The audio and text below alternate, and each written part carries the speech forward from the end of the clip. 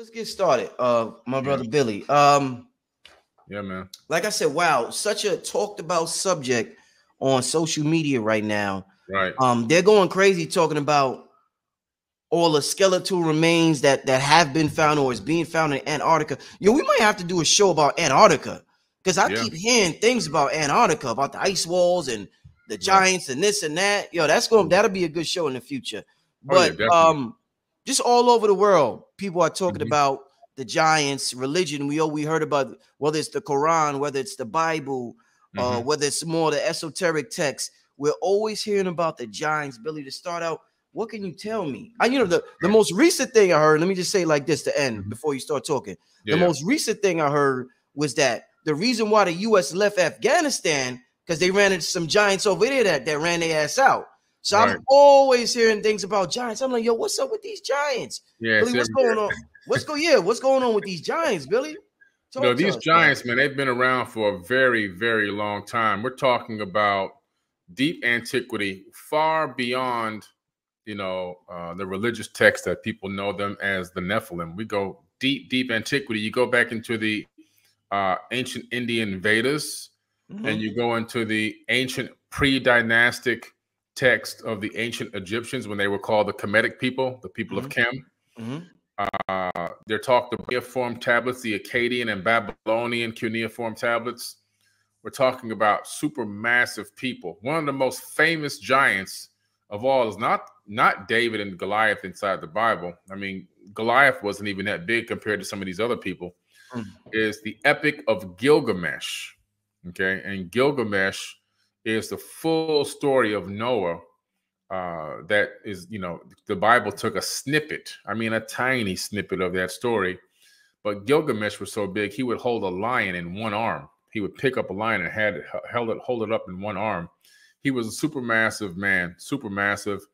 And he wasn't because he had a pituitary gland issue or nothing like that. He was just one of these supermassive giants. He eventually became a king. And even in one account, he actually left this planet to go try to visit the world, the home world of his father, and was denied. What was his father's home name? His father was Enki. Okay.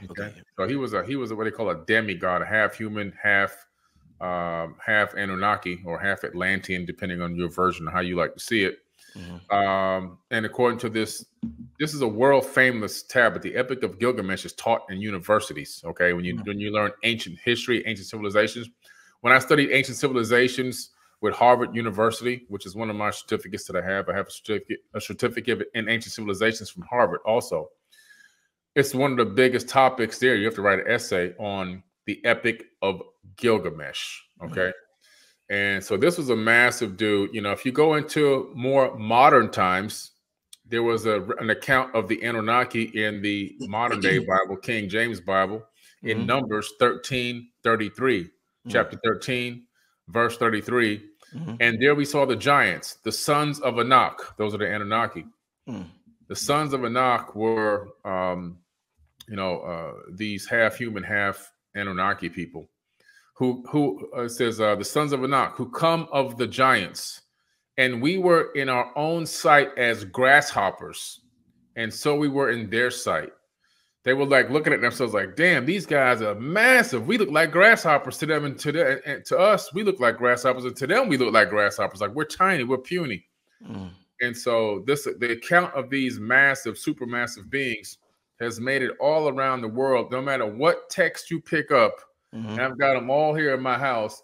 I got the Maya, the Incas, the Aztecs, the Babylonians, the Hittites, the Egyptians, the Persians, the Mahabharata, the Vedas. I got all these texts from all around the world. I've got the Egyptian Book of the Dead.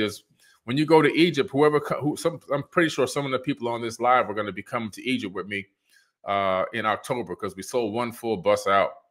And we're going to be looking at depictions of giants in ancient hieroglyphs in Egypt, where you see these supermassive people, and you can tell that they're giants because the other people that are attending to them, their slaves or their workers, they're like not even a third of the height.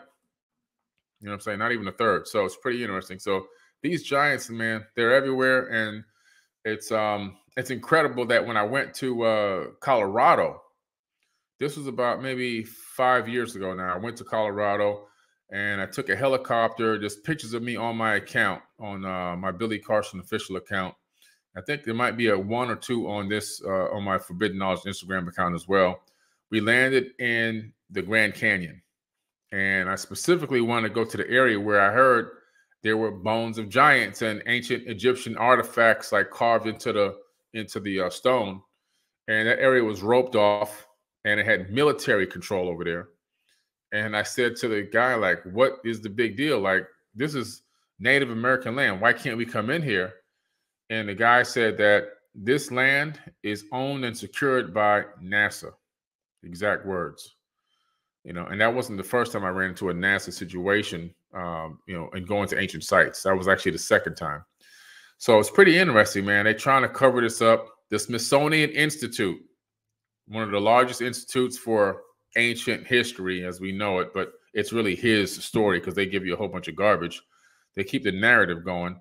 But they openly admitted about 4.5, 5 years ago, look it up, that they had thrown away bones of giants that were discovered in the Americas. They took them and dumped them in the Atlantic Ocean. So it's just crazy, man. It's crazy. The evidence of these people are here. The text tells us about it. There's depictions of them all around the world, etched into stone, etched into temples, and as well as ancient tablets. They're described very well. These beings, the majority of them, were not from this planet according to the text. Not according to Billy Carson. According to these texts, these massive people came from somewhere else and then came to this planet. And then they also had made it with some humans, or Homo sapien, because we're all human. And then they gave birth to the Nephilim, which were also another brand of giants. Now, these giants were not as, a lot of them had defects and issues and anger problems. They were, some of them had one eye. They found these giant skeletons. So the Nephilim offspring, some of them were intelligent and some of them really had some severe birth defects, probably some because of crossbreeding. But again, just evidence of these giants. And according to the Epic of Gilgamesh and according to the Bible, after the Great Flood, and even according to the Emerald Tablets, which predates all of those, not everybody died. It even says in the Bible that not everyone died. Some of the Nephilim and some of the people who hid in caves had survived the deluge, as well as in the Emerald Tablets, you find that some of the people had survived and some of the giants had survived as well, who were able to, hide out in the caves and so forth, and they come back out when the water receded. So it's evidence out there, man. It's incredible.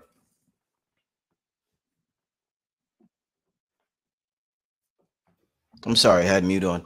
How many floods were there that completely wiped out civilization? That's a good question. Okay, mm-hmm. Because a lot of people are under the assumption that there was only one flood. Right, and there was more. There was more than one flood, and now we know this because we can look at the geology of the Earth, and we can check out the rock strata, mm-hmm. and we can actually see the different layers, and these different layers of strata actually tell us a history. Mm-hmm. And we can go and get the ice core samples, which we've already done. Mm-hmm. And the ice core samples, we take this gigantic drill, and you send this core down, a mm-hmm. hollow core, and when you pull it out, you pull up all the ice. And every layer that comes up is like so many hundreds of years. Mm-hmm. And then you take that ice and you slice it up, and you take the same core from the geology, mm-hmm. and you take that dirt and that mud and that rock, and you take it out the same exact way, mm-hmm. and you slice it up into pieces, and then you analyze it in a laboratory. Mm-hmm. And we can get a lot of data from this. So we find that there was at least 4 floods that we know of, okay, going back hundreds of thousands of years, up until what looks like the last one was maybe around 36,000 years ago, the massive one, which mm-hmm. ironically, how old are the Emerald Tablets? 36,000 years old, according to the people that back this thing. So pretty interesting. Mm-hmm. The other thing is on the ice core data and the strata data, you can look at it and see that through scientific analysis, not only were there floods, but they can even detect all the global warming periods. So global warming is not from cows farting and people using hairspray cans and your gas, your emissions from your car. Have human beings contributed to carbon dioxide? Yes. But the majority of this warming is, now we see from actual geological evidence, it's a natural cycle that occurs around every 4,200 years. Okay. And this isn't even the warmest warming period. And it seems that every time we come out of this ice period into a warming period, that's when, these giants seem to reappear again. It's pretty crazy stuff, man. Yeah. These giants, were they different races? Like we see races now, like Asian, Black, Caucasian, European. Like how do they look exactly? Another good question. We have in Egypt, you see in the hieroglyphs, Black giants. Clear as day, their skin tone, they're painted black. They're painted not black, but they're painted brown, like my arm and you like your skin and my skin color, right? Yeah. And you see that their servants are painted brown as well. So they have brown servants, but they're these kings that are giants. They're actually very obviously brilliant and smart and intelligent because they're actually ruling and have people serving them. You see in the Sumerian culture, in the Akkadian and Babylonian text, and still under scrolls, you see giants as well. And you see that you can't tell what skin tone they are. Some appear to have more African features. Some of these beings appear to have even African type hair. Some appear to be a little bit more Arabian, by feature. And then you also see in other parts of the world depictions of the giants that they left behind. Some of them were these giant, according to even the indigenous Native Americans, these giant, tall, white, red-haired giants. There was even a very well-known account in the Americas of the tribes battling against these tall, white, red-haired giants. So this giant thing that's happening on this planet, it wasn't just at one location. It was everywhere, and it was all different kind of colors and races. We have right there, just in those three accounts, we have what looks like to some people, their description is white. Another description is black. Another description is more olive. You know what I'm saying? So there's a mixture here. Right. What so when we see something like the Incredible Hulk, that's not far-fetched? Oh no, I don't think it's far-fetched at all. In terms of, now, of course, they've added a thing where he's absorbing gamma rays and and it's genetically modifying him in real time. Now, obviously, that's science fiction, but these beings reportedly were that strong. Like, they really were that strong. Some of these big, massive blocks and things that got moved around, they didn't need anti-gravity. They can just pick them up and move them. Yeah. Now think about this. Let's look at the physics of a planet. Okay, so on this Earth, we grew up under this gravity net. So it set a certain level of strength to our bones and our structure, right? As our avatar body. Now, if we were to travel to a planet or a moon that was smaller than Earth, the smaller it is, the stronger we are. Okay. And the smaller it is, the most likely, the bigger we are to any inhabitants that would be on that planet. Now, the Anunnaki supposedly came from a planet that was 4 to 6 times larger than Earth, which would explain their giant size. If we go to Mars, for example, Mars is much smaller than Earth. We already know that based on Mars gravity, we would, me and you today, without lifting any weights, would be able to pick up a small car.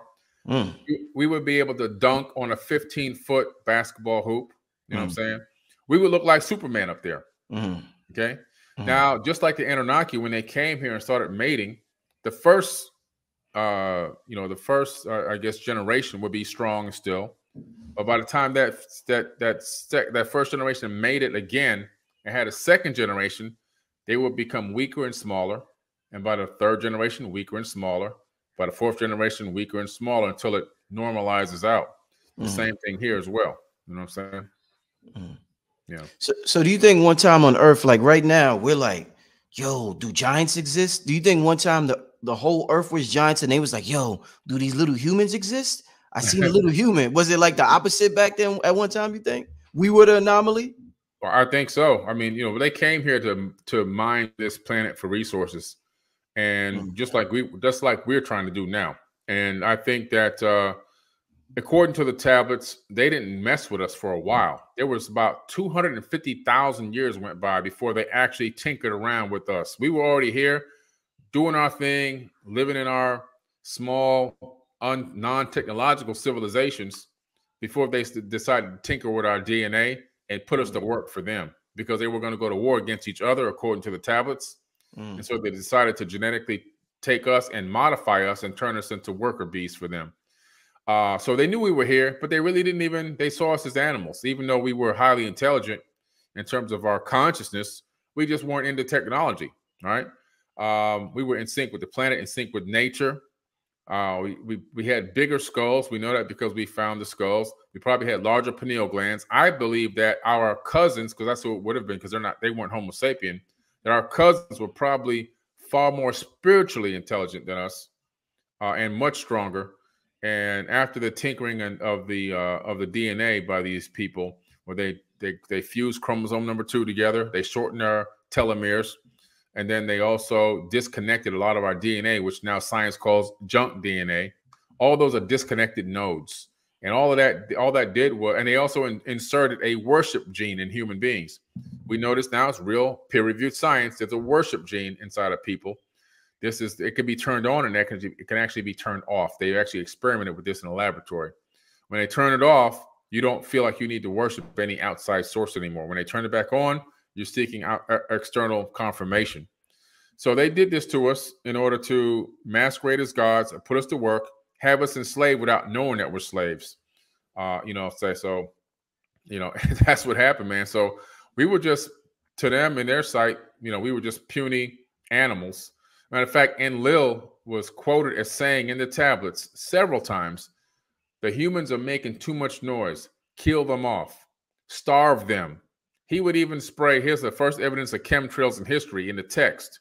He would spray this pestilence on their fields so that their food wouldn't grow, and it would kill the food, kill the crops, so that they would die of starvation. This guy was brutal. Matter of fact, when the flood was coming, they had a way to avoid this flood, but Enlil didn't want to avoid it. He wanted to allow it to happen. They had the technology to shift this giant asteroid or whatever it was that was coming. But he ordered, because he was the king, that it would not, to allow it to strike and wipe everything out and start all over again. And then it says that his relatives, Ninhursag and Enki and everybody, they moaned and groaned and they cried and they watched their creation become, destroyed from space. Crazy stuff, man. So was dinosaurs around at this time that the giants were around? Good question. Some people think the dinosaurs didn't exist. They were really dragons. Like I hear so much stuff. What's your thoughts on just dinosaurs even existing? And dinosaurs. You're talking to a person that's been on actual archaeological sites and have the photos of me on archaeological dig sites. Yeah, a lot of the people that say these things, they haven't left their zip code. And and I'm not trying to insult anybody, but we got to start relying on hearsay for all of our information. You know what I'm saying? Before people start talking about things, they shouldn't save up their money and buy airplane tickets and go to these sites and start digging in the ground. I spent countless hours digging in archaeological dig sites, countless hours using paintbrushes to scrape away stuff to see what's underneath. Dinosaurs are real. Matter of fact, the reason why dinosaur bones in museums have lead paint on them is because there's evidence that the bones are radioactive. They want to keep the radiation contained. Now, why are the bones radioactive on the majority of the dinosaur bones that they find? It means that at some point, that one strike wasn't enough to kill all the dinosaurs, that one asteroid strike. But at some point, there was some type of a war on this planet, just like the text says. There were two, actually. That was nuclear. And this nuclear war, you can find that it wiped out a lot of dinosaurs. And the evidence of this nuclear war is in the bones with the higher than background noise level radiation that's in these dinosaurs' bones. So dinosaurs are real. Now, did dragons exist? It's possible, but there are all different types of levels of bones that have been found. And we know for a fact, like when I went to Cambodia, there's evidence that human beings walked along with dinosaurs. Why? Because they etched stegosauruses into their temples while they were alive with the meat on their bones. Not something they found on the ground that they had to, they knew what they looked like. And also they etched them into the pillars at different sites around the world, like Göbekli Tepe and other sites. And don't forget about the era where we had all the gigantic animals, like the giant saber-tooth, the gigantic sloths, right? Sloths bigger than black bears and brown bears or grizzly bears.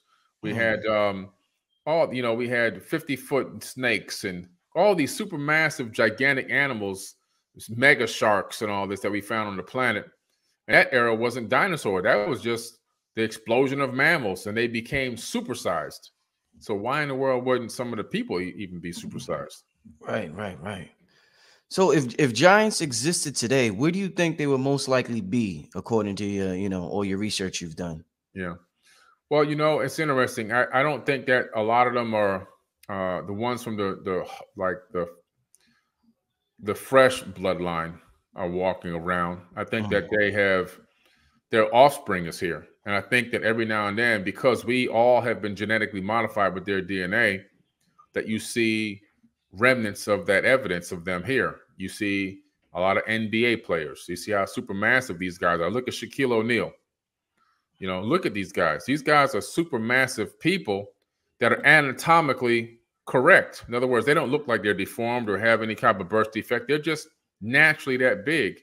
You look at Yao Ming and these other people. These are supermassive people, man. Look how these NBA players move up and down that court with all that agility, speed, 36-inch vertical leap, and you're already damn near 7 feet tall or better. Look at Kevin Durant. This is all evidence of Anunnaki DNA inside of our body. These are just remnants that pop up.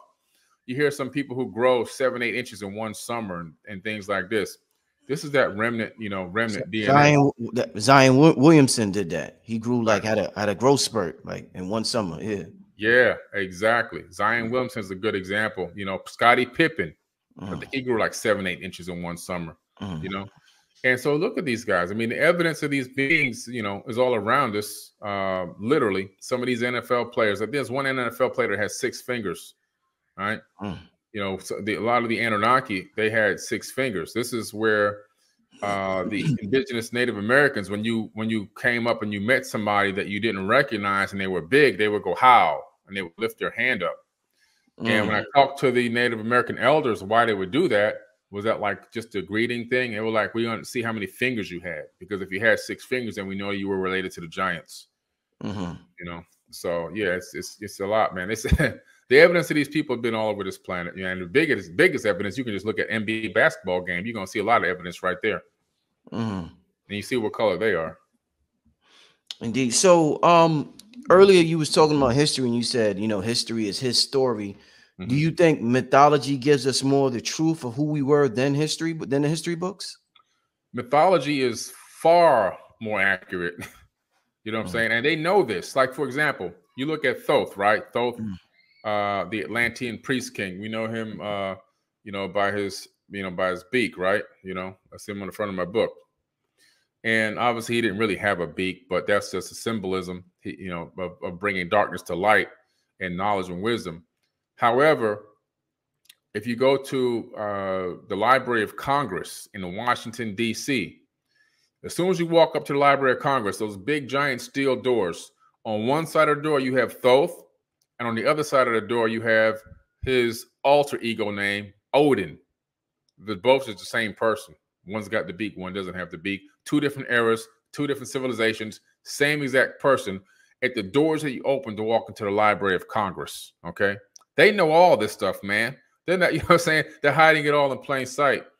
And they're well aware of all of the mythology, what we're calling is Greek mythology and Egyptian mythology, and the Egyptian gods and the Natiru, and they're trying to say that it was all, storylines. No, that stuff was real, man. According to the Egyptian people that really understand and know the ancient history, when you go there and you talk to the archaeologists and you talk to the actual real true homegrown historians and guides, it's the same thing that you learn in the Egyptian Book of the Dead. The Natural came to earth and they turned mud into a kingdom. That mud, this is antediluvial. This is after the flood. They literally went and moved their home base to the land of Cam and turned that place into a kingdom. They turned mud into a kingdom. And these people were giants. You know, if you go to the temple of Edfu, they're etched into the outside of the Edfu temple. So I can't wait to go there in October, man. It's going to be an amazing trip.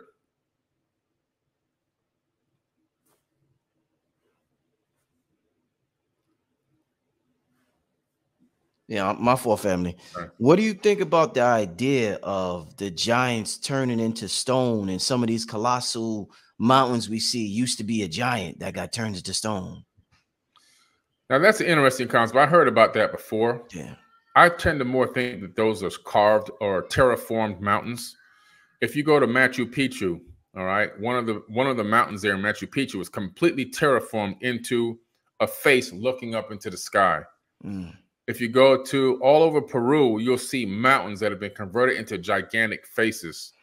You'll see the same thing. Obviously, the megalithic statues that have been carved in Egypt, and even the megalithic mountains and hillsides carved in the faces in Greece, which is where I've been. These are all the places that I've been. Same thing in Cambodia. So I don't know if these were real people that were turned into stone. I just think that people are always creating these works of art, you know, in honor of these or in remembrance of these gigantic people that were here. Mm-hmm. How different was the atmosphere on Earth in this time as far as oxygen and everything? How different was it?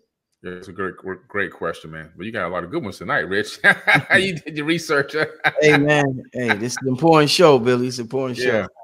So right now, a lot of people think that we breathe in 100% oxygen, and that's not accurate, because if you breathe in 100% oxygen, you pass out, right? Mm.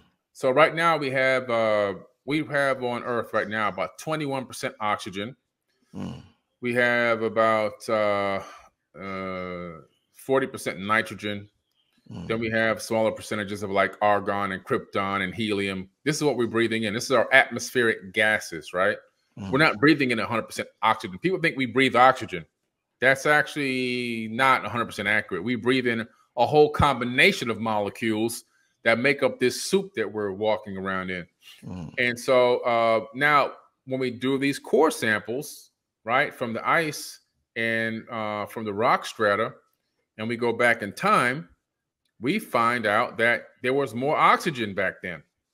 So the oxygen levels were way higher, you know, probably about another 10% higher than they are now, which is incredible. Now, I can understand it, too, because we had a lot more plant life. Mm-hmm. There was less civilization in terms of what we call modern civilization, which now we have all these buildings and structures. We've cut down the majority of the world's forests and stuff. Mm-hmm. And we also had these super massive trees back then. Just like the animals were big, the trees were massive. Mm. And they produced a lot of oxygen, man. They really cleaned up the carbon and produced a lot of oxygen. And so we had a situation where it was the right ingredients for larger animals who would need more oxygen to power bigger muscles. Because the bigger you are, the more oxygen you need in your blood to power those muscles. Right. Otherwise, you wouldn't be able to move around that well. You know what I'm saying? Mm-hmm. Yeah. Mm-hmm. Definitely. I want to take this time, family, to thank everybody for joining us. We just passed the half-an-hour mark. Thanks to everybody in the room. Make sure you hit the like button, family. Very, very, very important. Hit the like button. I think I got only about 400 likes in here, but I got over 1,300 people in here, so there should be much more likes. That's how we get the algorithm going, and that's how people discover this show going on. And I know y'all appreciate this type of information that my brother Billy is disseminating right now. So yeah, make sure you hit the like button, family. Also, make sure you hit up the Cash App. Let me put it down, and I'm gonna leave that running at the bottom. Hit up the Cash App, $ Black Magic 363, and yeah, let's continue with the show. You know what I'm saying, family? So Billy, man, so all right, so we got these giants. Remember, I think you showed the video of the the white dude that was talking about these tall black beings from Saturn, are these the same beings that you think they come here? These beings that he's seen over there, do you think those same beings used to be here in antiquity? Oh yeah, I think these people have been coming here for probably potentially hundreds of thousands of years. From Saturn, from Saturn. Well, from all over. From all I over. don't think they're from this solar system. I think that they were. The rings of Saturn are important. If you had the capability of traveling through space and you had a lot of technology, you would want to go to Saturn's rings, which this guy was talking about, the rings of Saturn, that he called them the ring makers, because those rings are made of gigantic blocks of ice. And what is ice? Water. What is a commodity in space? Water. So if you have the capability of mining water, then you'd be you could be rich just on that one commodity alone. It could be a well-needed commodity for creating breakaway civilizations. Well, this is not what we're saying now. What I'm saying right now is all hypothesis. I'm not saying these are facts. I'm just hypothesizing that. To me, it makes sense that if you had that kind of technology to come and go, that reason why a lot of these beings that claim to go around Saturn a lot is because of the ice rings. Now, when you look into this ancient text, they came from other star systems. If you look at the text, you're talking about Aldebaran, Orion, Pleiades, Sirius, all these different star systems that these Zeta Reticulus. This is all in the text. Matter of fact, if you look at the shaft alignments of the Great Pyramid, right? So the Great Pyramid has shafts on the outside that lead to deep interior areas. And so these shafts, let me just type it in there right quick. Let me just look it up right quick. Pyramid shafts. I'll tell you which stars they align in. Okay. And because these shafts align with Orion and other star systems as well. And let's see here. And let's get them likes up, family. Come on, family. Let's get them likes up, family.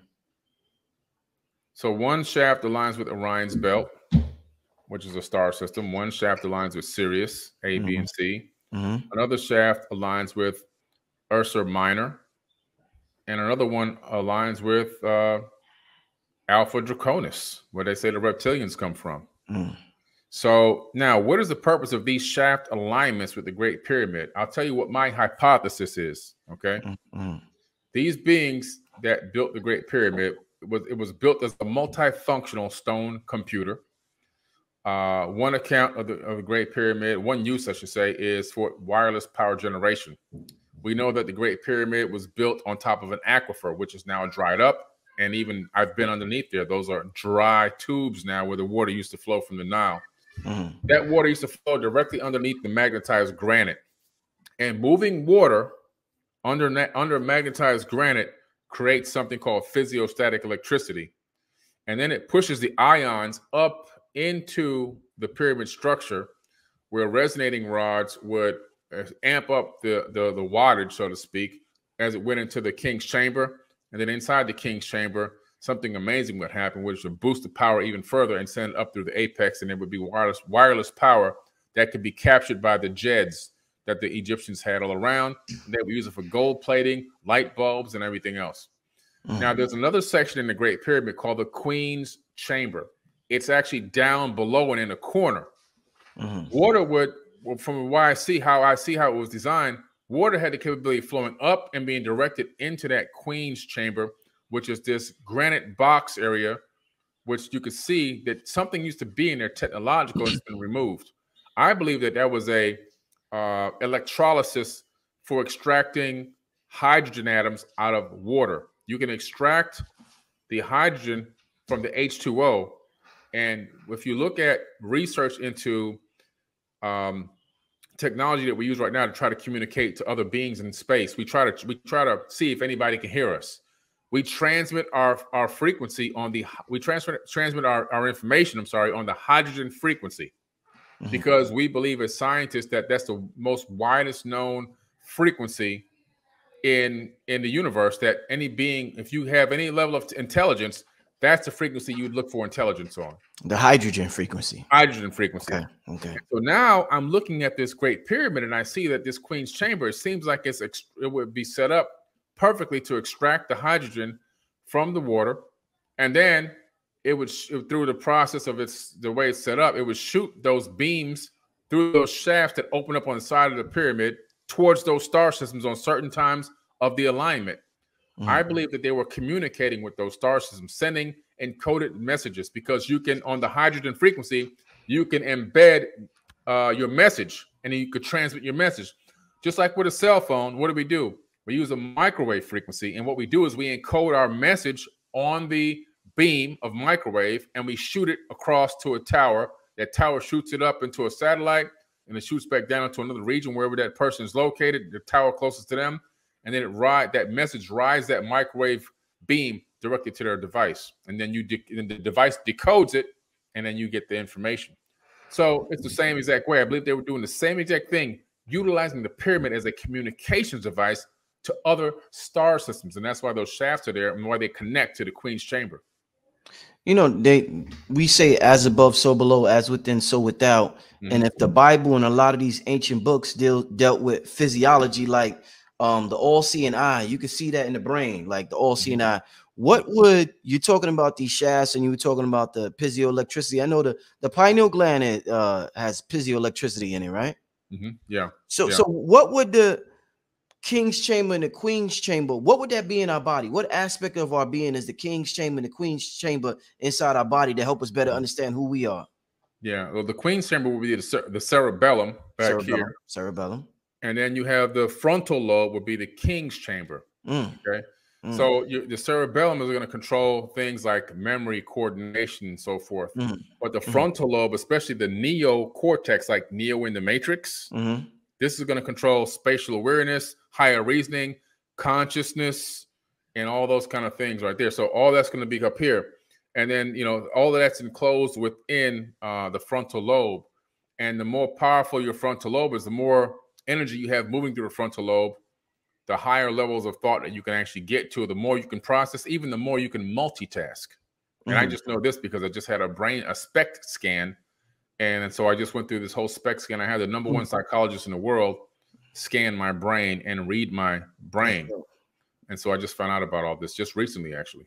That's on your show, on your network? You got that?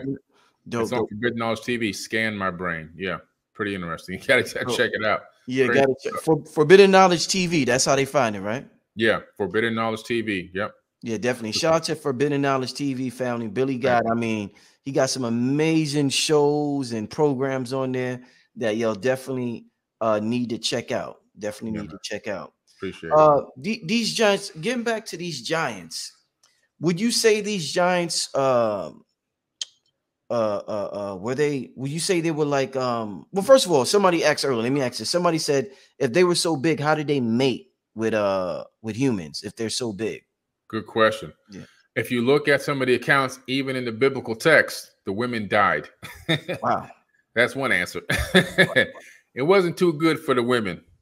In a lot of cases, they didn't live.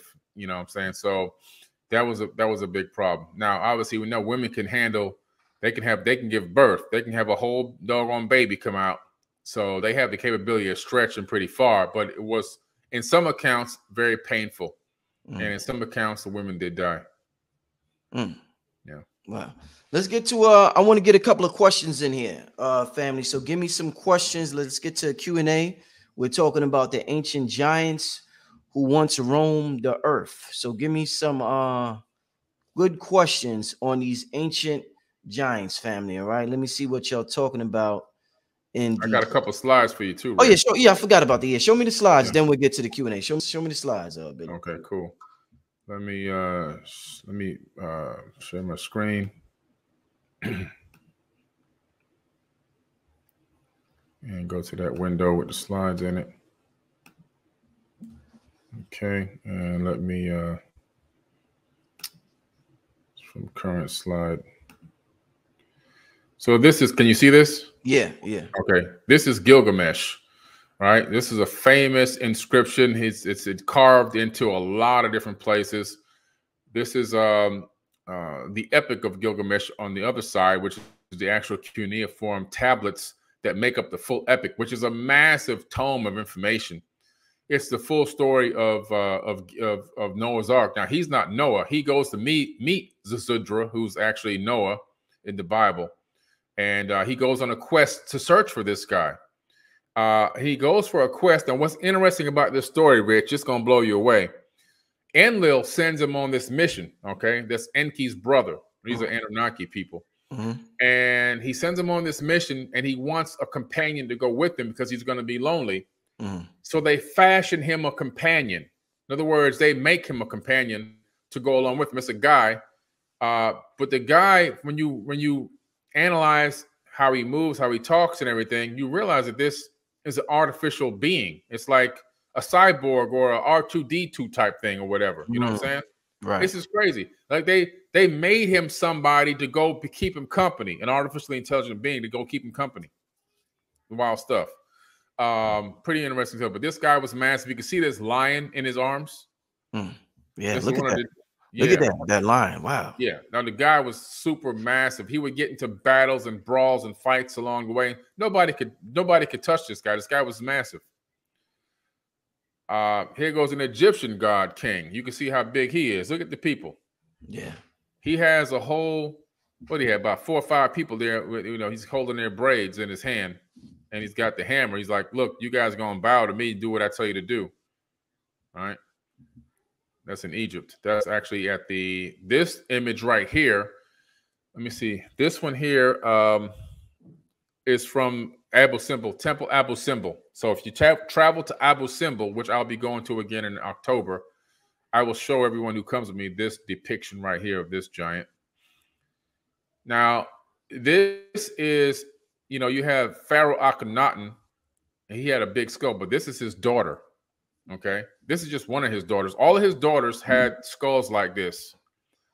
And this was the actual shape of their skulls. Now, these skulls are not from skull binding. They're like this because they actually grew like this. They have more brain mass than a normal human being. Akhenaten had more brain mass than a normal human being. So did his wife, and so did his son, King Tut, this is crazy stuff. Now, if you look at even King Tut's grandfather, Tutmos III, and his grandmother, Queen Ti, they also had big heads as well. So this is pretty interesting stuff. Now, King Tutmos and Queen Ti, they were black Africans. In other words, they were me and your color exactly. And she had a huge afro. You know, Tut was black. But it's just really amazing that they had these heads. They had these incredible sized heads. His sisters had these incredible sized heads as well. Pretty interesting stuff. This is that verse that I told you from the Bible. And there we saw the giants, the sons of Anak, who come of the giants. And we were in our own sight as grasshoppers, and so we were in their sight. You know what I'm saying? They're saying, man, we were like nothing to these people. We were tiny. This is my own collection right here. You're looking at my credenza, and to prove it, I have a picture of me and my son inside the credenza so I don't get the crazy people. You know what I'm saying? You know, you got to outsmart these clowns sometimes. So you see a picture of me inside my credenza with my son right there.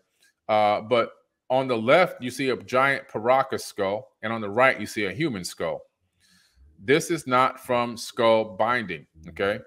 It says here, this is my collection at home. You can clearly see that the Paracas skull has almost 1/3 more brain volume and a much larger jawbone than the modern human. These were giants. You cannot get more brain volume from skull binding, as some would believe. If you skull bind, which did happen in the past, you actually shrink your brain for capacity, or the skull. So your brain actually shrinks into the size of the skull. It doesn't expand.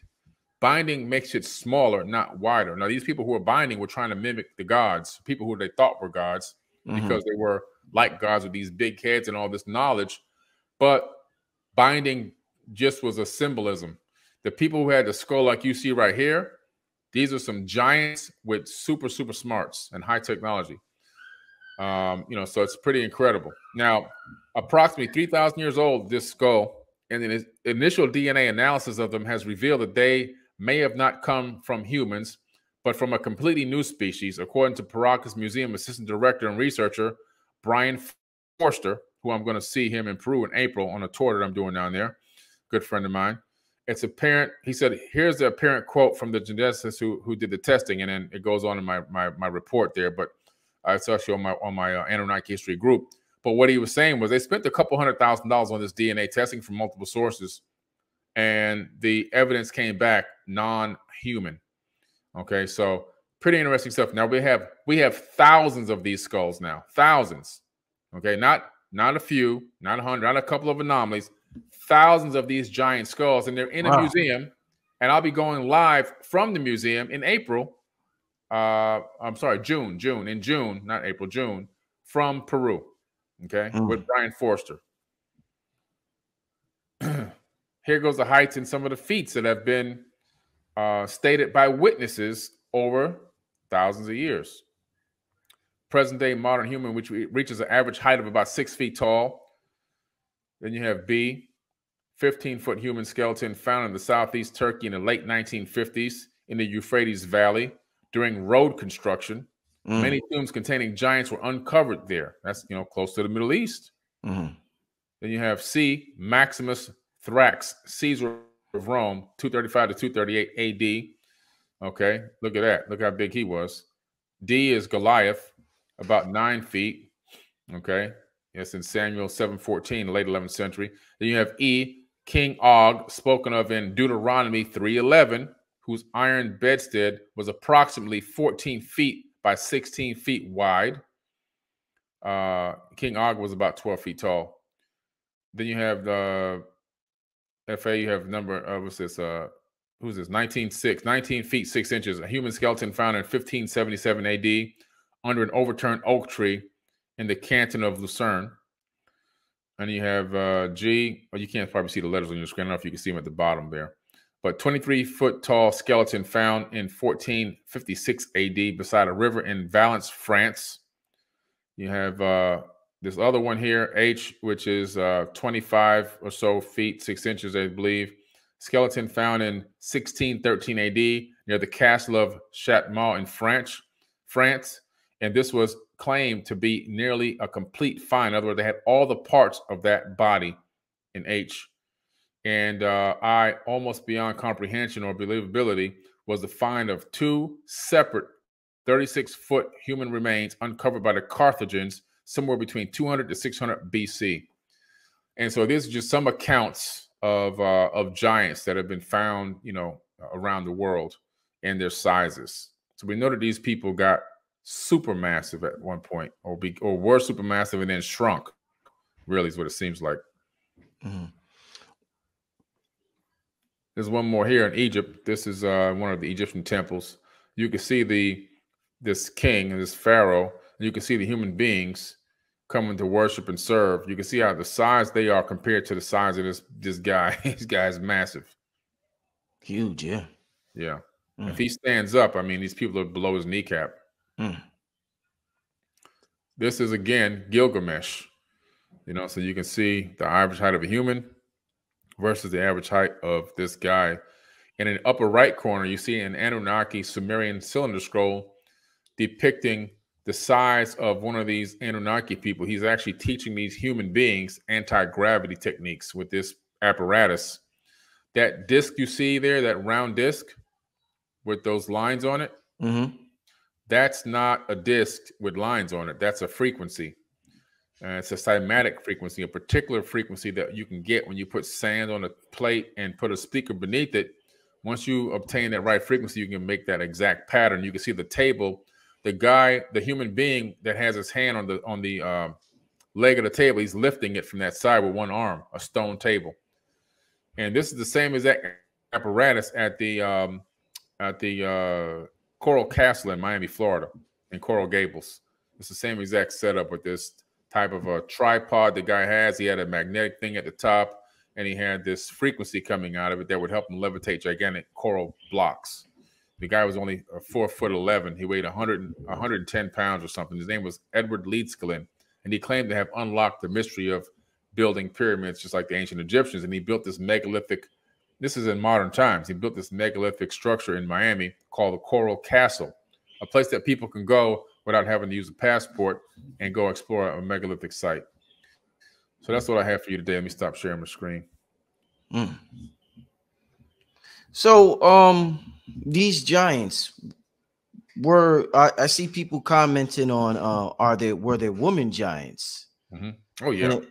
Yeah, so they were just as big as the male giants, the woman. Yeah. You had in Hersac, which was Enki and Enlil's sister. You had several other cohorts of them that they had that came here. These women were, were huge. They didn't have a lot of women that came in that first band of Anunnaki that came to this planet. So they used to just interbreed with each other. They would even have sex with their sister, their mother. There's crazy stuff going on. Some of these tablets read like, soft porn. It's crazy stuff. Wow. Yeah. Somebody wants to know, shout out to Hot Dusty 3000 for the super chat donation. That individual wants to know, Billy, do larger heads with larger brains equal greater intelligence? If so, why? That's a good question. Now, we can only hypothesize that it may equal more intelligence. Okay, we know that as humans, we only use a very small percentage of our brains, and we can only assume that even a larger brain, that being may only use a certain percentage of their brain. We can only assume. We can't know for sure. However, even if they're only using a smaller percentage, if we're using 10% and they're using 10%, but they have more brain mass, then their 10% is greater than our 10%. And by that method alone, they potentially, I'm not saying they are, but they potentially could have been a lot smarter. Okay. Were giants hunted and killed? Oh, yeah. They were hunted and killed all over the place. There's a lot of accounts of the Iroquois, the Lakota, Hopi, encountering giants and battling giants. They were doing this because the giants, in this particular case, some of them had gotten kind of unruly and were even attacking them and causing them problems. In some cases, they were just scared, and so they would go and try to kill these people. There was also a whole grave of giant hands found. And so there was a bounty placed on how many giants you can kill. And if you brought back the hand of the giant, then you would get paid a bounty. So giants were definitely hunted to extinction, the ones that were left behind. Yeah. Okay. This is some interesting stuff, family. Wow. Yeah. I see Hank posted. Let me get to Hank's question. Where is this at? Brother Rich, please ask Mr. Carson to talk about the present-day giants in the Solomon Islands. What's going on with that? Yeah, there's some accounts of some giants in the Solomon Islands. The thing is, I haven't been able to get any solid, like rock solid intel on that. Them and the Kandahar giants. It's there's some imagery and things like that have been put out, but I can't verify the sources. So you know how I am, Rich. I like to really make sure what I'm saying is backed by at least something. But it's very interesting, and it seems like these beings are still here and still controlling some things from behind the scenes, even. But it's really interesting. Now they supposedly found some giants out there in the Middle East that they haven't even, their bodies didn't even rot yet. But the only thing is, when you look at these videos, they look really good in terms of the quality of how it was shot. However, obviously we look at movies, and movies look phenomenal too. You know what I'm saying? They look real too. Yeah. So I just don't know. There's not enough evidence for me to really deeply comment or say that they're real or not. But I do personally believe that there are these ancient beings operating and pulling strings from behind the scenes on this planet. I really do believe that they're in some way, shape, or form still, some of them, a small amount of them, are still controlling some outcomes here. Interesting. Where do the pygmy people play in this story? Yeah, the pygmy, man. There were pygmies everywhere. There was a whole island full of pygmies. Down in the South Pacific, they found these pygmy people. And these people were anatomically correct again, but they were just tiny people. And what's interesting is when we look at some of the anomalies from Mars, some of them look like pygmies. They have the same anatomy and the same height and size that would be the same pygmies that were found here on Earth. And so we see that now the account of these pygmies was pretty interesting. Supposedly, they were seeded here. They weren't from this planet.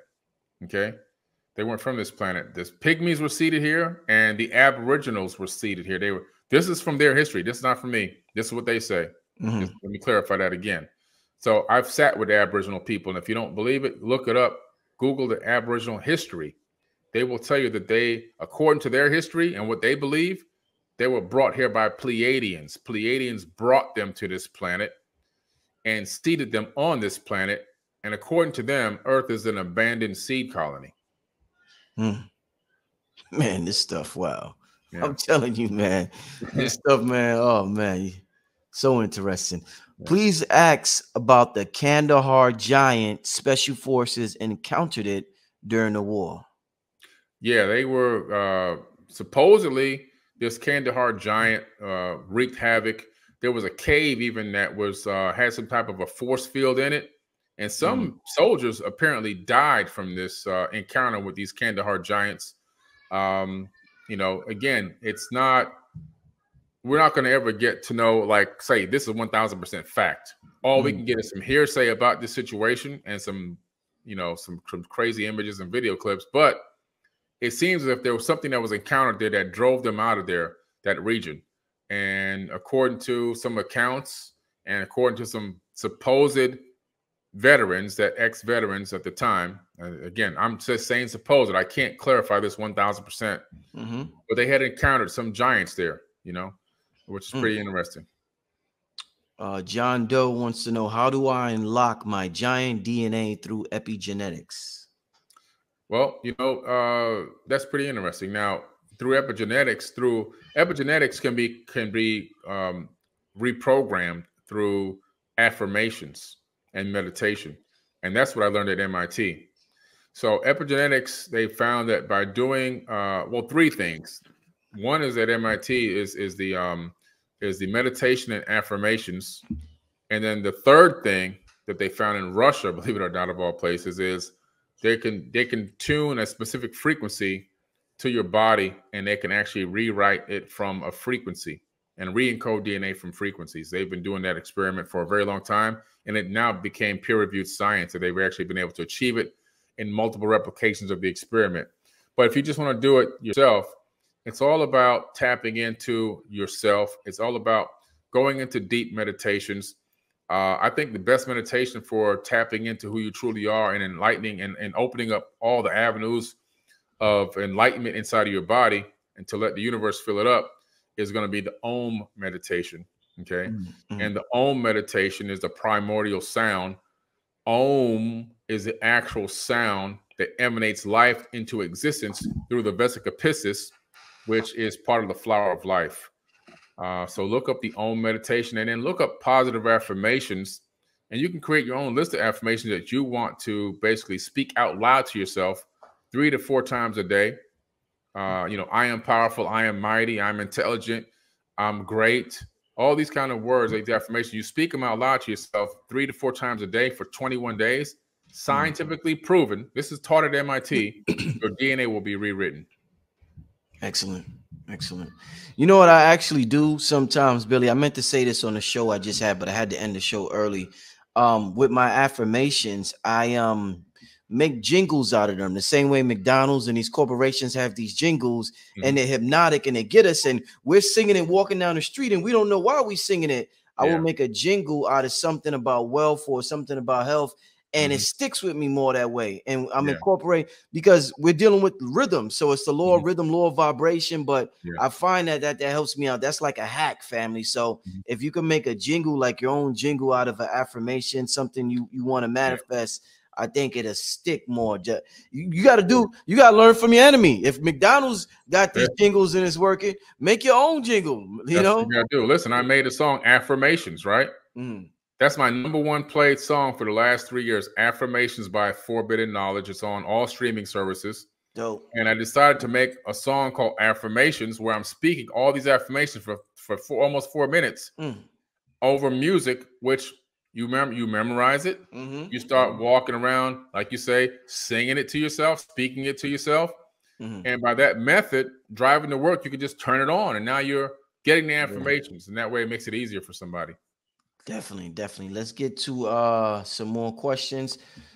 Tito wants to know, where are the bones of these giant people? Where are the bones? Great question. There's one set of bones, and let me see if I can find the name of this. Let me go. Can I go back to share my screen real quick again? Yeah. Let me do that real quick. I forgot to show one thing here. Let me Mm-hmm. bones. I'm glad you brought that up. A couple of the slides were out of order, I guess.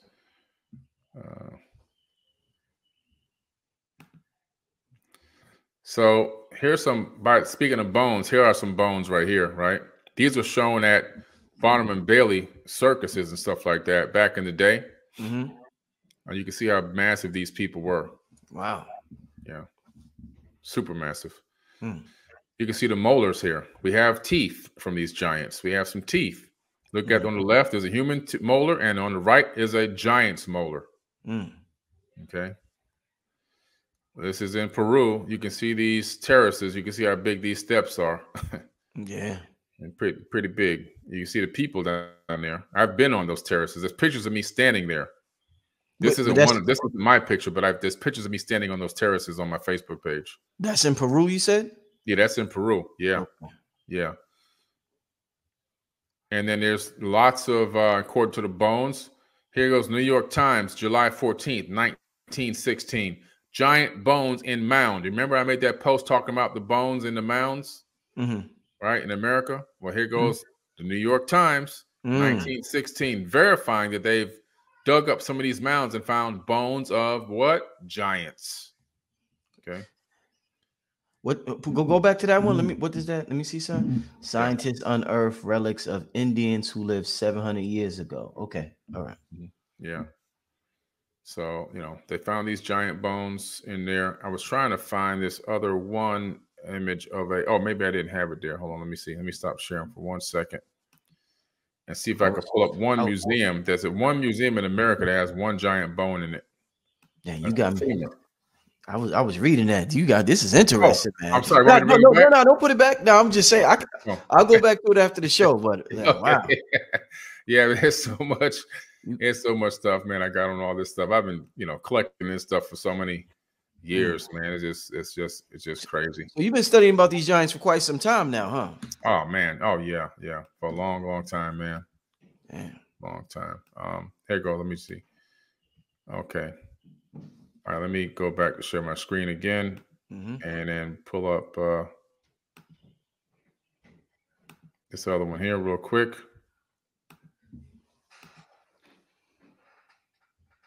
Okay. While you do that, family, make sure y'all hit up that Cash App. Don't be cheap, family. Come on. All right, here we go. All right. Let's see if we can slideshow this and make it bigger. Okay, this is a 47-inch femur. In the late 1950s, during a road construction in southeast Turkey, this is the one I talked to you about in that list of giants, in the Euphrates Valley. Where do you see the word Euphrates a lot? In the Bible, right? But you see it a lot also in the Sumerian tablets. Many tombs containing the remains of giants were uncovered. At 2 sites, the leg and bone were measured to be about 120 centimeters, 47.24 inches. This is Joe Taylor, director of the Mount Blanco Fossil Museum in Crosbyton, Texas.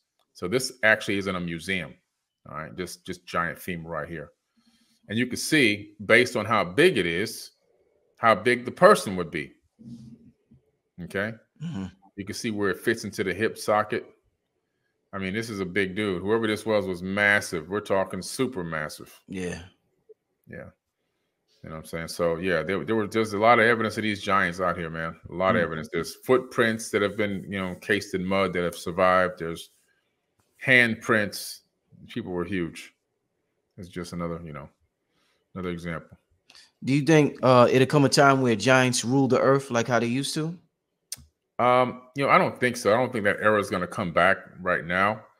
I think that we're in the era of the Homo sapien, and our biggest enemy right now is ourselves. I think that once we figure out that, yeah, there are people out there and they're monitoring and watching us, maybe even trying to direct our civilization in a certain way for their own personal benefit, but we outnumber these people. And once we stop playing their game, we could take back control of our own planet. And it's just up to us when we decide to grow up and stop all this infighting and attacking, Right now, we got all this European white on white crime going on. It's out of control, right? You know, we got in the inner cities, we got the black on black crime, and we got, you know, you're a light black and you're a dark black, and I don't like you in Haiti and Dominican. I mean, we got to stop all this foolishness, man. It's just, you know, it's like, come on, man. Let's just work together to stop playing this game and oust these 100 people that are controlling and running everything from behind the scenes, and take control of our planet, man, and turn this thing into a utopia, which we can do. Indeed, indeed. I seen somebody, I can't find the question now, but somebody asked what was the giants' diet like? What did these giants eat? Did they eat trees? What did they eat? Unfortunately, in some accounts, they ate people. Woo! Yeah, there was a lot of cannibalism going on, man. Damn. Yeah, which is why some of them were hunted down, because they were eating people. Yeah. Craziness. Yeah, man. All right, I didn't expect you to say that. Wow. Yeah. I didn't expect that one. I thought he was going to say something completely different, family. No. Yeah, they was eating people. There was a lot of, not all of them, not all of them, but there was a lot of cannibalism going on. Now, the big ones, like from Egypt, like the Natiru gods, right? They didn't have to go hunt. They didn't have to go shopping for their groceries and nothing like that, because they made the people bring them the stuff. They told the people, if you give us your first offering, this is where all these offerings come from in like the Bible and the ancient Torah text. You have to give me your freshest, your first harvest. Give me your fresh lambs, right? So these people would bring the lambs and bring the harvest to the temple. And they would line up for miles. When you go to Egypt, they'll tell you the same story. They thought they were going to get a blessing from the god, you know, and it was just really, it was like free grocery shopping. You bring me the food. Then in the temples, you'll see when we go there, they have all these storehouses for all the donation of all these, of all the food and the meat and everything, where they would hide it, or not hide it, but store it away. Because they weren't going to go out there and kill nothing and grow nothing. They were going to have the people bring it to them and give them a fake blessing and tell them to go back about their business. Yeah. Yeah. Hot Dusty sent me a super chat. He says, Billy, did Thanos actually exist, or was he just made up for the movies? Thanos. Man. Wow. Listen, man, I don't, that's a good question. I don't know if he existed or not, but I tell you what, I understand him. I'm not saying he's right, but damn, do I understand him, boy? Because it's a trip right here. If I had them stones right now, I might wipe a few of these leaders out, man, so we can do our thing. You know what I'm saying? I'm just saying, I understand where he was coming from. Definitely. Where was I just seen one? Was there? Oh no, you just answered that. You just answered that.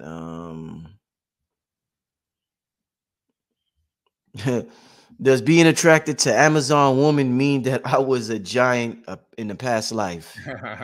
Listen, in these tablets, it's possible, because let me tell you something. These people, man, like Enki, all he keeps talking about is how beautiful these women were. All Enlil keeps talking about how beautiful these women were. And there was a war over like the Igigi and the Anunnaki were going to war because the Igigi would complain they didn't have no women. They needed to take some of these Earth women with them back to Mars. This is in the Atrahasis epic and the Enuma Elish. They were fighting over these women out here, man. I mean, they were saying how beautiful they were. In one account, I see how I can word this. He says that his phallus was watering when he saw the maiden on the riverside. Yeah, I mean, these people were like, they were horny. You wasn't lying about the soft porn when you. Damn, bro! Wow, that's in the tablets. I mean, so these people were, they were horny toes, man. Somebody asks, was biblical God King? What's that? Xerxes? Xerxes, yeah, a giant. Yeah, Xerxes was a giant. Yes, he was. That's a good question. Yeah, Xerxes was definitely a giant. He was. Oh man, what's that race over there? It's called it slips my mind at this exact moment, but what Arabian or something? It's not really Arabian, no, but more of olive skinned person. But yeah, but I forget the exact name of the terminology for that era. But anyway, but he was a giant for sure, yes. But he was an anatomically correct giant too. In other words, it wasn't a birth defect. This was a big dude, huge. Yeah. Persian. He was Persian. Persian. Okay. Yeah, Persian. Okay. Slipped my mind for a second. Somebody said, was Michael Jackson video? Remember the time trying to tell us something? Magic Johnson in the video, he was pretty tall. It's possible. You know, Michael Jackson was pretty slick on how he would encode information into his songs and videos. And contrary to a lot of Black people's belief, he was really trying to help us in a lot of ways. He was, you know, he was going out on the edge, risking making a video full of Black people in Egypt and Black kings in Egypt at a time where it still wasn't even fully accepted yet, you know. And, you know, they don't care about us. That song, I mean, this guy, man, whatever, no matter what you think about his you know, him as a person in terms of what he was doing with his body and whatever they claimed did or didn't happen with these kids, Michael Jackson was really trying to help Black people in any way that he possibly could in his own with his own method. You know what I'm saying? What's interesting about Michael Jackson is his face, the way that he altered his face. A lot of people don't realize. Looks like that Egyptian statue. Exactly. He was making his face into that Egyptian statue. Who was that? Who was that Egyptian statue? Do you have that picture? It was actually a female. Yeah. And that female was let me see if I can pull it up real quick. He looks identical. He looks identical to that female. Yeah, and I think that female name of that female may have been unknown. Let me just see if I can find it real quick. Yeah, that thing was crazy, man. When I first saw that about 8 years ago, I was blown away. Then I went and saw that statue head bust in person at the Cairo Museum in 2014, and I was like, man, this is incredible. Damn. This is Mike, you know. How many times you been to Egypt, Billy? 4 times. Okay. Yeah, I'm going back again in October. Gonna spend another couple weeks there. Then I'm gonna film a documentary there after my tour leaves. I'm doing a private tour with 70 people. When they leave and go back home, I'm going to do a documentary called "Living in the Shadow of the Pyramids." I'm going to be talking about what's happening to the people that's living there, because Egypt looks like a bomb went off, and you know, and everything has been destroyed. It looks like Beirut happened every day. Damn. You know, and people are living in collapsing structures, and when it collapses and the people die, they don't even pull the bodies out. They just move into the collapsed buildings and put a sheet over the, you know, over the open windows. There's no glass in the windows. Some of these people have no doors. There's no running water, no toilets in a lot of these places.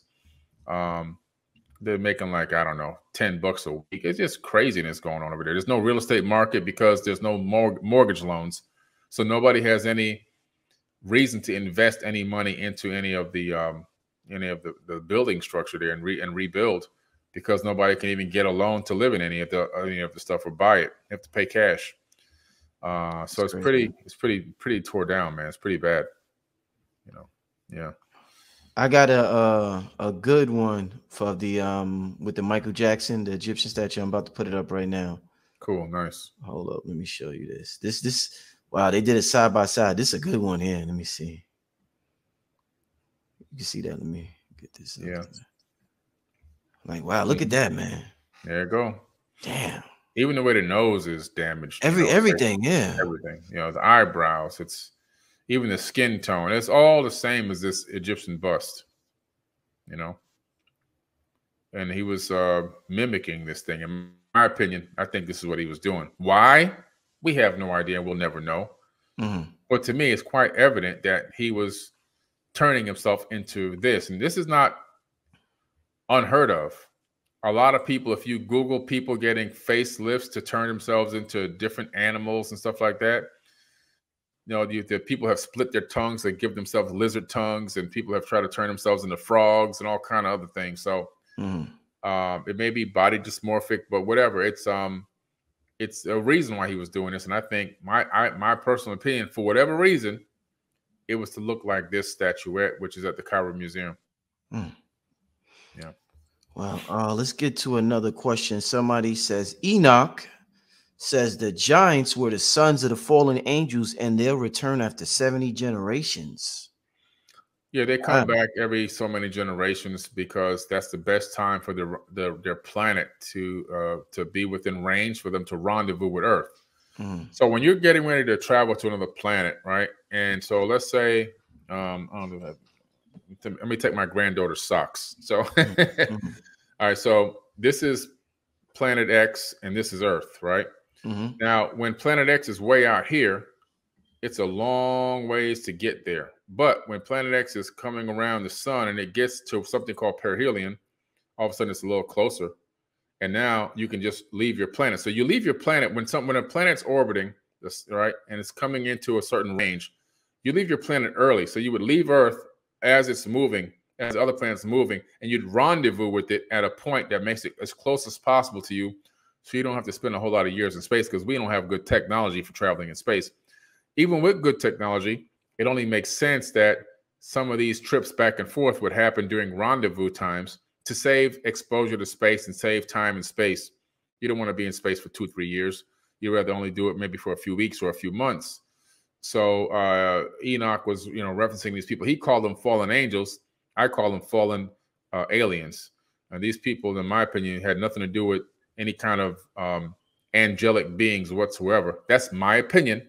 I don't want to offend anybody. It's my opinion. These were flesh and blood people because they drank, they got drunk, they had sex with men and women, they went to war.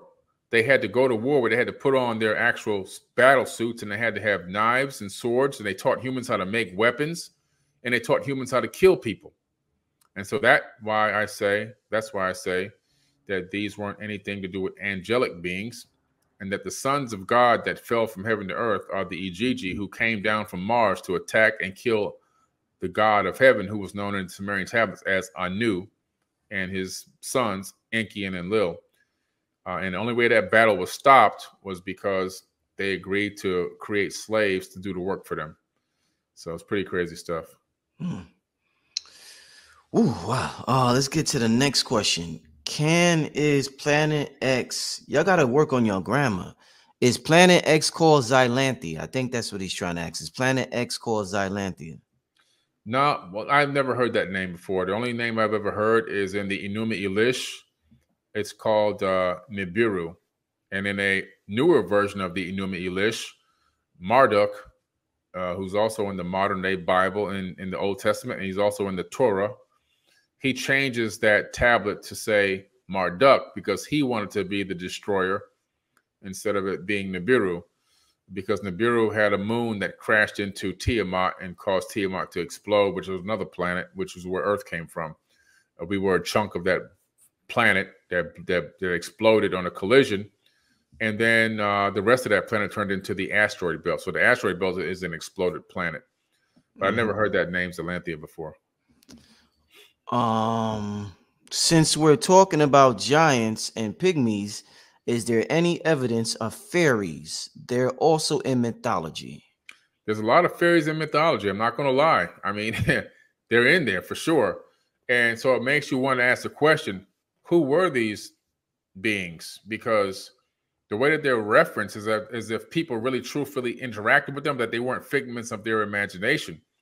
Now, there was a very small, what do you call it, artifact of bones found that was fairy-sized.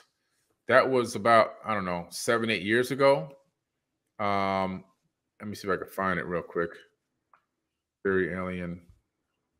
Let's see if that pulls it up. Bones.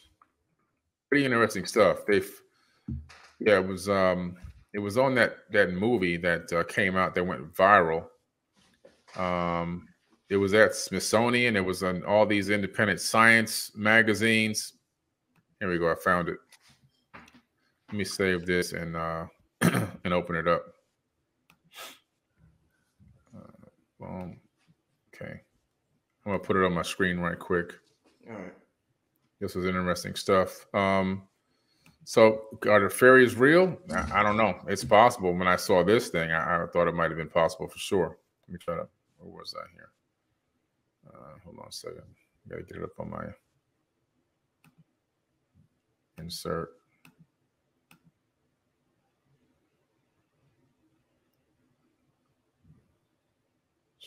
There you go. Okay, now let me share my screen. Thanks to everybody in the chat, family. Hit that like button. We got 1,800 people in here. Thanks for joining us tonight. Make sure you hit the like button, please. Extremely important for the broadcast. Hope everybody's enjoying themselves. Let's put this on the screen. Okay, let me. So this is it here. And this made its round. This thing is tiny. It's only about 2 inches or 3 inches. It's had all kind of DNA tests and everything else. It's a fully atomically correct, according to the people, you know, a full-grown person. And obviously, it doesn't look like a human being. It doesn't look like an embryo. It's got a rib cage. It's got everything, and it's only a couple inches long. It was in a movie called Sirius or something like that. I think it was Dr. Stephen Greer's movie, one of the very first ones he put out. And then a lot of science labs had analyzed the data on this from all around the world for a very long time. And it was so unbelievable that they didn't want to admit it, but it's a real thing. It's a real being. It's a real alien, in my opinion, or something that maybe it's from Earth, but we just don't know what the heck it is. But maybe this could be one of those fairies. You know, I don't know. Quite interesting. Yeah. Are pyramids over here older? Once again, the way y'all write, he's trying to say, are the pyramids in America older than Egypt? Okay, so that's a good question. There are pyramids all over the earth, and some are older than the ones in Egypt. The ones on America, on the North Americas that are actually above ground that we can actually get to and access, appear to be younger, slightly younger than the ones in Egypt. Not much younger, but slightly younger. Like if you go to Teotihuacan in Mexico, for example, look at the Teotihuacan complex, which is an identical mirror of the Giza Plateau, Great Pyramid, and other 2 pyramids there. You'll find that it's younger, but it has the same exact base. The Pyramid of the Sun has the same exact size base as the pyramid of the Great Pyramid in Giza in Egypt. And it's exactly 50% the height of the Great Pyramid. So obviously it's the same architect built that one out there. If you look at some of the pyramids that led up into the North Americas, you'll find that those are actually newer, you know, and not as old as the ones in Africa. But then if you look at, there's a pyramid in Antarctica. That pyramid in Antarctica is super ancient. If you look at the ones that are off the coast of Florida, close to Cuba, underneath the ocean, they found a pyramid complex. And the big pyramid there underneath the ocean is way larger than the Great Pyramid at Giza, and potentially much older because it's obviously in a sunken part of the earth. You know, so there's places where there are pyramids that are older, and there's places where pyramids that are younger. Okay. Let's get to the super chat question. Ask Billy about xeno-DNA and the new DNA letters added the other day. The ability to recreate giants. Do you understand what he's? Yeah, I don't know what that is. Well, the xeno-DNA is there's some right now. Our DNA is ACs, T's, and G's, and there's some new research coming out that I haven't been able to dig into yet about these new letters. And the reason why, because I've just been busy. I'm studying for the bar exam, so I'm getting ready to take my, become an attorney. And so I've been studying for the bar exam. Yeah, another thing, another notch on my belt, man. You know, another notch on the belt. I don't think you human. You can't be human, Billy. You can't. You can't be that. All the stuff you got going on, brother. Yeah, I know. I'm taking the bar exam probably in a couple of weeks. So I've been studying nonstop. But I did hear about it, but I just haven't looked into it yet. It's on my list, my to-do list, because I've just been spending so many countless hours getting ready for this bar exam. Was Bigfoot real, and was he a giant? Bigfoot. I think Bigfoot was real. I think that Bigfoot is a remnant of some of these potential Nephilim, or these the giants that weren't really the ones that were having a lot of issues, or maybe they were more animal-like than actual highly intelligent humans. There were two sets of giants if you look at these texts and tablets and stuff. And I think that could have been a remnant of those people, and eventually they died off. I don't think they're with us anymore. Okay, all right. Let's get to the next question. Ask Billy about the inner Earth beings. Now, that's a good question. There is a lot of accounts of beings that coming from inside the Earth. There's accounts in the North Americas by the Hopis.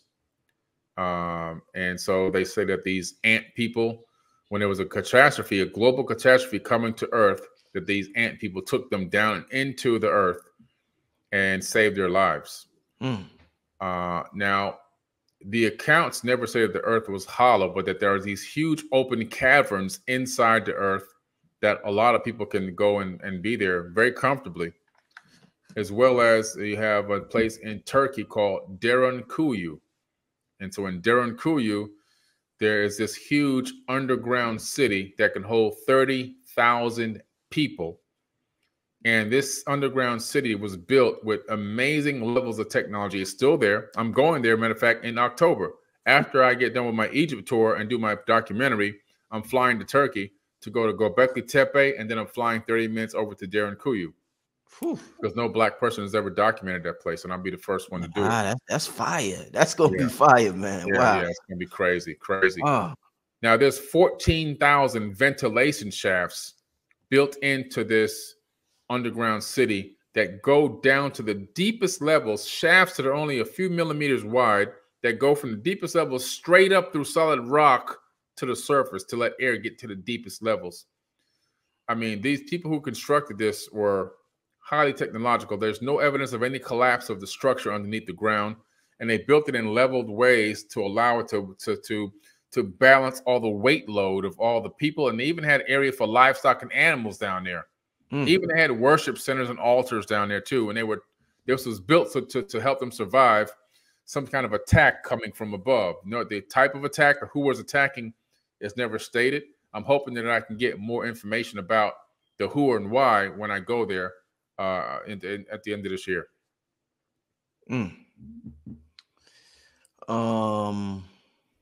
Is this a question? No, that's not a question. Somebody brought up Admiral High. By the way, somebody brought up Admiral Byrd, Operation High Jump. That was another good one to talk about.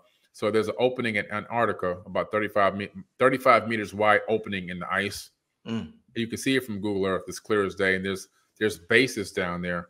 This is where the Nazis went, when they were creating this, trying to find the technology to create these Hannibal craft and the Nazi Bell, the Die Glock. And so according to these Nazi people, they had discovered these pre-Adamite people living down there in this opening. And long story short, Admiral Byrd was sent down there with the U.S. Marines and the military to go find out what the hell was going on. And they had these things called Hannibal craft, which came up and started attacking the ships and destroying some of the Navy ships, and sent them, and which is us, right, Americans, back with their tail between their legs. And Admiral Byrd said, we're facing a new kind of enemy, one that could fly from pole to pole. And so that was a long time ago. And so supposedly they had found these people and gotten some technology from them. And now there's a base down there next to this opening. And there's also bases from every major continent on Earth, every major country. It's a no war zone. You can't fight there. They're all researching something. Nobody will say exactly what it is. But what's interesting, the only place that's there that's not a country is the Rockefeller Foundation research base. And it's all labeled from Google. You can see the names of every base and what country they're from. And you got the Rockefeller base right there too. Indeed. Yeah. Let's get to the next question. We're going to take about three or four more questions, and we're going to get out of here, family. That's cool with you, Billy? Yeah. Because I gotta roll. I gotta get back to studying, man. Get back ready for this test. All right, I don't like taking tests more than once. I hear you. When you taking the test, you said? When you taking it? About 2 weeks. By the end of the last day of the month, I'm gonna go and knock out this exam. What was the last day? Let me see. What's the see what day it is here. It's on the 31st. Yeah, it's the last day, Thursday. Okay. Yeah, man. Blessings to you with that, my brother. Definitely. Thank you. Yeah, we have the benefit of that. Become a family attorney and a business attorney, and I can do my own legal work for my own company and my own family. I build myself. I bill my company for my work that I do for the company, and then the company writes off the legal fees and taxes, and I still get paid for the legal work. You know. Yeah. Hey man, you Talk gotta know how to your play in shit, this man. Talk your shit, man. You gotta know how to play in this matrix, man. You do it real smooth, man. You do it. Oh man. Does Billy? We're gonna do 2 more questions, family. Does Billy think the pyramids we see now were once in the oceans and then land might have flip-flopped? Man, that's a good question, Antonio Very Wood. good. Yes, very good question. Yeah. So basically, the Earth sits on our land mass is sitting on top of tectonic plates that kind of connect and then they break apart and slide all around, and we're on top of this fluid magma that we have, right? And so we know for a fact that certain land masses have shifted and moved around. It's evident because we know that land masses are moving around now in very slow paces, but they're moving. Now, sometimes a slip happens and they slip and they move really fast, like Antarctica. Antarctica, we know, was in a warmer part of the Earth, closer to the equator, because we know the animals there were not animals that were built to be in frozen tundra.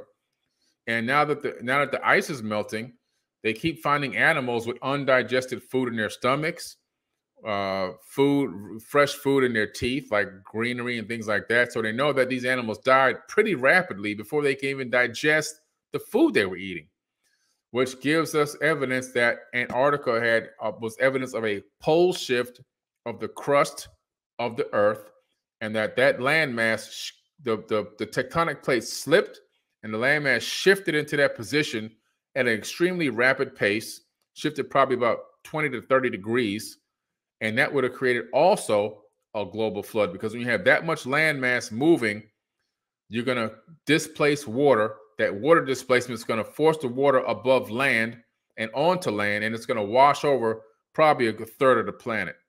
So that was a big geological catastrophe that occurred, which forced that landmass to move like that. And so, yes, some pyramids are down because of that movement. They sunk as other land masses rose up and shifted. You know, you have a subduction plate or an induction plate. Like, for example, you have the San Andreas fault line in California is on a subduction plate. So even in Hollywood movies, they show that California, the edge is going to fall off into the ocean. That's not going to happen. A subduction plate is going to cause it to rise up and become a mountain range.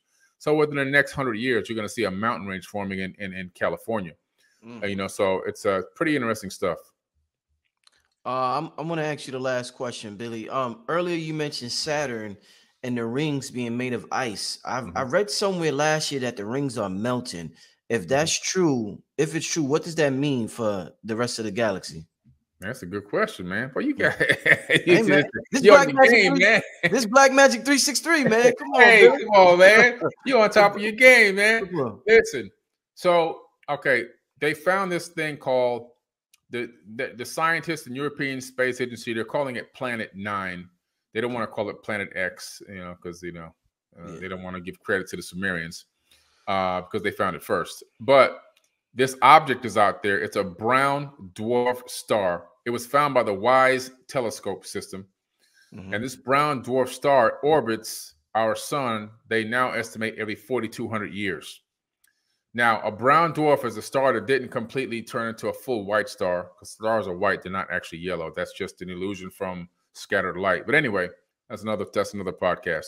But so it's a brown dwarf. It's a red star. The light is very dim from space, so you would have to look at it under 2-mass infrared mode if you're looking through a sky telescope.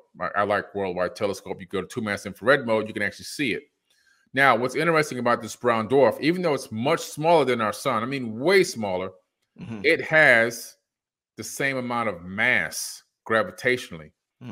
So it's very dense. Now, as it orbits our sun, and we orbit it, our sun orbits it over this galactic dance, it creates gravitational waves.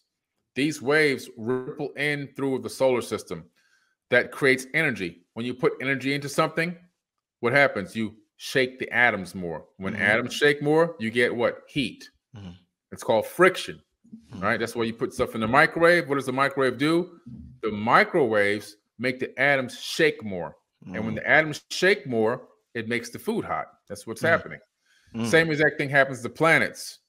So the reason why they found that there's global warming happening throughout the entire solar system is as this object goes into this weird dance around our sun every 4,200 years, and it's approaching now, the ripples of this thing come in and create these global warming. They said that the core of Saturn is melting, that they said if that was Earth, we'd be already extinct.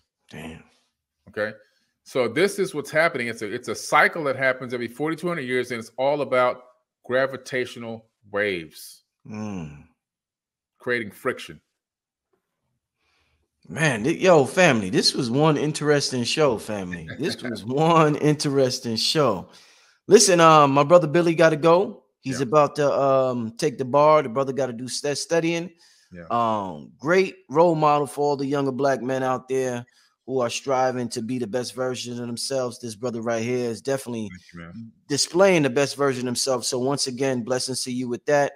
I want you to leave all your info for the people. You got one of the best networks out with Forbidden Knowledge TV. Tell the people about it and everything else, my brother. Thank you, man. Yeah, so please subscribe. You get a 3-day free trial to Forbidden Knowledge TV. You can just go on your Roku, Apple TV, Amazon Fire TV, iOS App Store, Google Play Store, or the web.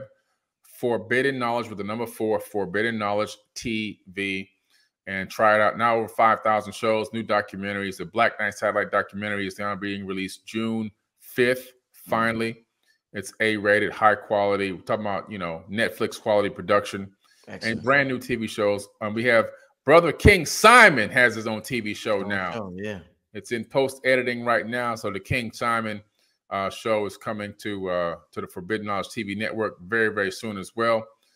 So check it out. And also, we are in round 2 of shares with Forbidden Knowledge. You can find out more on forbiddenknowledge.com. Our share price has doubled. It went from $1 to $1.50. Not because I raised it, because the SEC and the CPA and the accountants and the platform, after doing a new valuation, our valuation went from $20 million to $30 million in 90 days. And the share value went up. So whoever invested in round 1, they doubled their money. Already doubled. Doubled. Yeah, doubled already. So if you want to buy shares, go to forbiddenknowledge.com, click on invest. You can find more about how to get on that platform and actually own shares of Forbidden Knowledge. So you can be an owner and a subscriber. And so you can learn and earn at the same time. Learn and earn. Woo! That's beautiful. Yeah. Yo, you got a lot of criticism for doing the Rolls Royce raffle giveaway. And the person that won, King Simon, told me the dude was homeless. The dude was homeless. Listen, this was the most incredible. For me, I still get chills from this thing because, man, this guy, it went to somebody who really needed it, okay? Yeah. And this kid, I call him a kid because he's young. He's in his late 20s, but he was married. He got divorced. The whole COVID thing happened to him. He lost his job. He got another job. He lost that job. He lost his house. He lost his car. He lost his wife. The guy went homeless 3 times during this whole process in the last few years, sleeping in a car and all this crazy stuff. And now the last thing he was doing was he had an airbed. He showed me the airbed. Sleeping in his a side room in his grandmother's apartment, and he's a good person. You would never know he was struggling like this from his Instagram account because all he does is go on there and say a positive statement, believe in yourself, love people every day. That's all he does. He doesn't make anything. He doesn't show his situation. He doesn't cry or whine or make negative comments or posts about life or the world. He just says, you are incredible. You are powerful being. All his posts. So I was like, this is incredible. This guy doesn't even give you a glimpse into his reality of what he's going through. Yeah. And he bought a ticket with his last $50. He said he usually never gambles on anything, but he said, you know what? Something just told him to just buy this ticket. He spent $50 on the ticket, and he forgot about it. He just released it. I released it and just let it go. He never thought about it again. So when he got the call from us, he didn't know what was going on. He was completely oblivious, and he had won the Rolls Royce. And so the whole recording of the conversation is on my account. And I said to him, would you like to take delivery of the car? Or would you like me to sell it and send you the money? He says, send me the money. He's like, how fast can you get me this money? And the car was a 2013 Rolls Royce Ghost. And it had one, I didn't even know about this. It had one Carfax. It had a hit in the front passenger side. It was repaired so good I didn't know. And when I bought it, I never checked the Carfax. I just ordered it online and bought it. And plus, they had 56,000 miles. Because remember, I used to rent that car out as a luxury exotic rental, so it was had a lot of miles. So that drove the value down. But after taxes and everything, he walked away with $88,000. Okay, and we have the bank wire receipts, we have everything, we have the title signing over, we have the car dealer, and now the car is available. It's on Auto Trader. If you go to Auto Trader and type in 2013 Rolls Royce Ghost, it pops up my car, that car that he won. That guy who bought it from me for $88,000, cut me the check and everything. It's on his exotic car website right now for sale. He's got it for sale for $130,000, so he's gonna make his little $20,000-$30,000 profit there. But anyway, but he's happy. It worked out well, and he's blessed. And now I'm his mentor. I'm mentoring him now. Oh, excellent! That's an excellent story, man. That's an amazing story. Wow. Yeah, I'm mentoring him now. So I'm showing he moved from California. I told him you got to get out of California first of all. If you want to turn this money into something, you got to get out of California. You can't be broke and live in California because you got to pay state taxes. You got all these extra fees and all this stuff. You got to get. So he moved to Austin, Texas. So Austin Nelson moved to Austin. He's in Austin now, and he got an apartment and he got a new car. Just a cheap little car, decent car, but jumped in cheap. And now I'm mentoring him, and I'm going to help him continue to build and grow that money and turn that money into millions of dollars. Man, excellent, man. Excellent. Y'all see, y'all, like, man, listen, the brother kept a positive mindset throughout all of it. Yeah. He stayed on that vibration, and he was able to manifest that vibration. So, yeah, man, family, stay on a high vibration this year, 2022. We on our high vibrational ish. So just vibe high, family. I appreciate y'all for being in here. What a wonderful show, Billy. Thanks for coming back on again. You did an amazing job tonight, family. This is Brother Rich, Billy Carson. We getting out of here. We'll see you next time, family. Peace. All right.